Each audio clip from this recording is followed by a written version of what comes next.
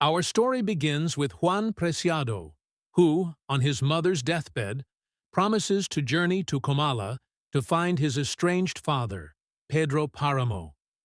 What Juan expects is a reunion.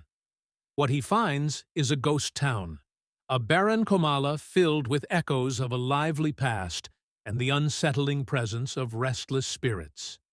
As he steps deeper into Comala, Juan's narration merges with fragmented memories of Pedro Páramo, the powerful landowner who once dominated the town. This tale follows two perspectives: Juan's experience in a desolate Comala, where spirits walk among the living, and the past life of Pedro, filled with ambition, cruelty, and sorrow. These two narratives contrast a once thriving Comala with the ghostly ruin Juan now encounters. It's a place where time is disordered, memories and reality blend, and life and death seem impossible to distinguish. One of the earliest glimpses into Pedro's life is through Fulgor Sedano, who learns that Pedro is lazy and unmotivated. But beneath this surface, Pedro harbors a passion for the enigmatic Susana San Juan. He grows up haunted by his obsession with her, memories of flying kites in their youth, clouded by tragedy as Susana sinks into madness after the death of her husband.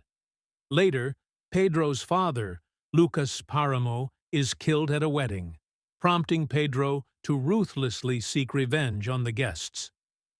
When financial obligations to the Preciado family arise, Pedro devises a scheme to marry Dolores Preciado to cover the debt. The wedding is loveless, and Pedro avoids intimacy, getting drunk on their wedding night. Meanwhile, Pedro's son, Miguel, a wild, violent character, meets his end in an accident. The priest, Father Renteria, haunted by Miguel's sins, reluctantly absolves him after Pedro bribes him, though his conscience is tormented. The tragedy deepens as Pedro seeks to expand his empire by acquiring the lands of his neighbor, Toribio Aldrete, whom he later has murdered.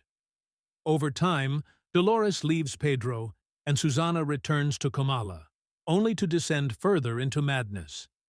Pedro's unrelenting greed and unquenchable thirst for control leave a trail of suffering in Comala. When Susana dies, Pedro lets the town starve out of pure spite, and it withers under his control. In the end, Pedro is confronted by Abundio, one of his countless illegitimate sons, who kills him in a drunken rage, avenging Comala in a way.